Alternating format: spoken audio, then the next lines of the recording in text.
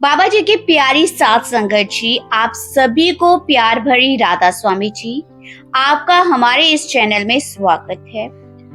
हम अक्सर देखते हैं कि बहुत से लोग सत्संगी होने के साथ साथ ही पूजा पाठ भी करते हैं। सत्संग में तो सब अपना सिर हिला देते हैं हाँ में, लेकिन घर पहुंचते ही फिर उन्हीं पाखंड में फंस जाते हैं। बाबा जी अक्सर समझाते हैं कि हमें किसी तरह के वहम में नहीं पड़ना है, क्योंकि वहम कर लेने से लिखा हुआ नहीं बदलने वाला। सवाल जवाब कार्यक्रम में भी कई बार संगत बाबा जी से सवाल करती है कि क्या वीरवार के दिन नाखून को काटना चाहिए, क्या बच्चों की शादियां जन्म कुंडली देकर करनी चाहिए, क्या कुत्ते को रोटी देकर हमारे पूर्वजों की भूख शांत होती है। ऐसे और भी बहुत सारे सवाल है जो संगत अक्सर बाबा जी से करती। बाबा जी हमेशा यही समझाते हैं कि हमें वहम में नहीं पड़ना है। वहम करने से हमारे कर्म खत्म नहीं होंगे। जो मालिक ने लिखा है वह तो वहम करने के बाद भी होगा, परंतु हम फिर भी कहीं ना कहीं इस तरह के झमेले में उलझे रहते हैं कि सत्संग की आज की ये घटना सुनकर आपको पता चलेगा कि कैसे हमारे बाबा जी हमें वहम और पाखंड में से निकालकर भजन सिमरन करने को प्रेरित करती हैं। आपसे विनती है कि बड़े ही प्रेम से और पूरा जरूर सुनिए। एक बार डेरे में मिट्टी की सेवा चल रही थी और सेवादार बड़ी लगन से सेवा कर रहे थे। तभी वहां अनाउंसमेंट की गई कि बाबा जी सेवादारों को दर्शन देने आ रही हैं। ये सुनकर सभी सेवादार एक लाइन में बैठ गए और बाबा जी के आने का इंतजार करने लगे। कुछ देर के बाद बाबा जी वहां आए और बाबा जी ने सेवादारों को दर्शन दिए। तभी एक सेवादार दौड़ता हुआ वहां आया और लाइन में बैठ गया। तो बाबा जी ने उससे पूछा कि क्यों भाई आज लेट कैसे हो गए।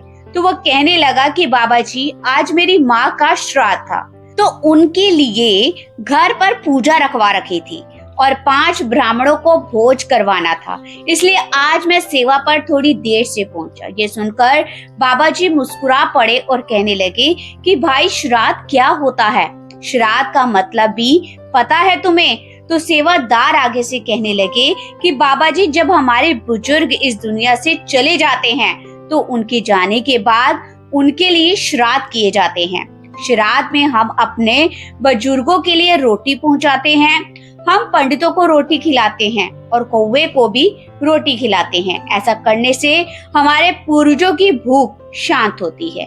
तो यह सुनकर बाबा जी मुस्कुरा पड़े और कहने लगे कि क्या ऐसा कर लेने से उन तक रोटी पहुंच जाती है। तो सेवादार कहने लगा कि बाबा जी ये तो नहीं पता, परंतु ऐसा ही माना जाता है।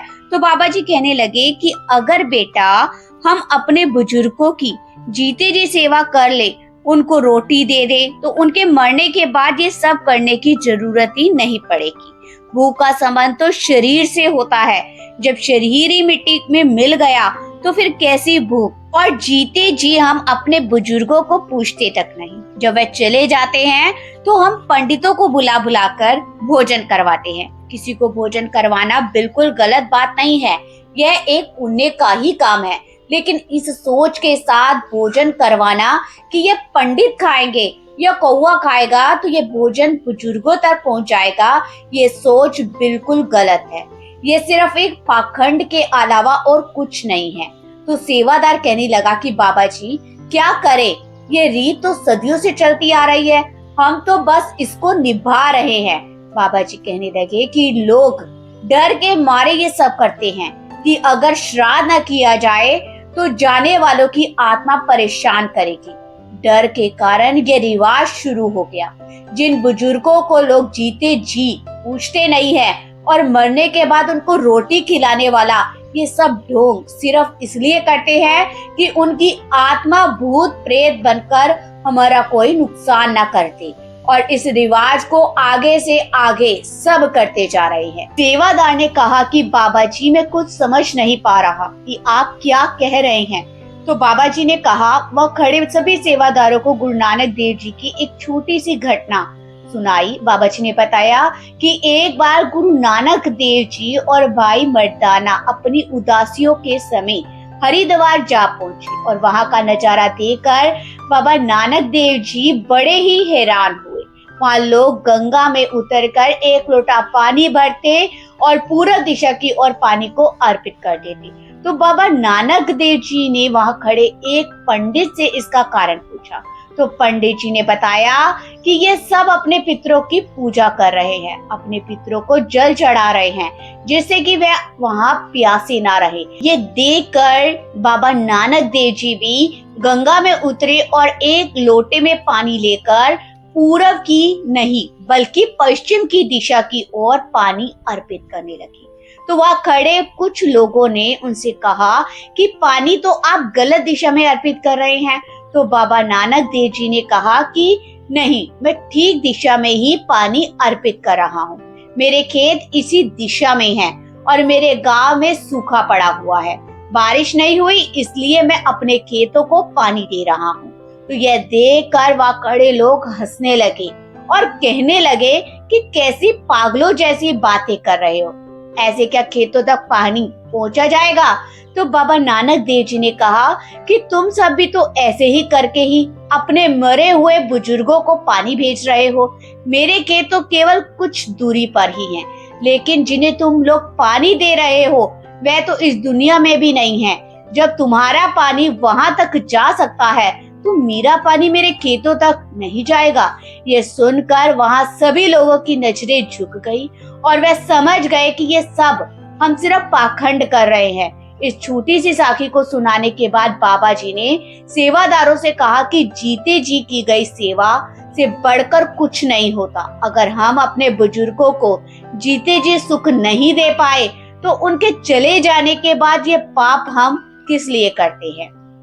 इसलिए अपने बुजुर्गों की आखिरी सांस तक उनकी सेवा करो, जीते जी उनसे रोटी पानी पूछो। बुजुर्गों के दिल से आशीर्वाद तो जीते जी ही निकलेगा, मरने के बाद कितने भी श्राद्ध कर लो कुछ हासिल नहीं होना। संगत जी, हम लोग बाबा जी के कितने ही सत्संग सुन चुके हैं, लेकिन फिर भी हमें ये छोटी सी बात समझ नहीं आती और हम पाखंड में फंसे रहते हैं। सत्संग में तो हम हाँ का सिर हिला देते हैं, लेकिन जैसे ही घर पहुंचते हैं तो फिर इन्हीं पाखंड में उलझ जाते हैं कि आज तो मंगलवार है, आज नहीं करना, आज वीरवार है, आज वह नहीं करना। संगत जी, जब हमने एक पूर्ण गुरु की शरण ले ली है तो हमें भजन सिमरन को सबसे पहले और सबसे ऊपर रखना चाहिए, फालतू के वहम नहीं करने चाहिए। संगत जी, बाबा जी के कहने का मतलब है कि हमने किसी भी तरह का वहम नहीं करना। अगर आपको ये साखी अच्छी लगी हो तो आप हमारे चैनल को जरूर सब्सक्राइब करना और बेल आइकन को प्रेस कर लेना, ताकि हम जब भी कोई नई साखी की वीडियो डालें तो सबसे पहले आप तक पहुंच सके, क्योंकि हम आपके लिए ऐसे ही रोजाना साखी लाते रहेंगे ताकि आपको भजन सिमरन करने में सहायता मिल सके और जिंदगी में आने का आपका उद्देश्य पूरा हो सके। राधा स्वामी जी।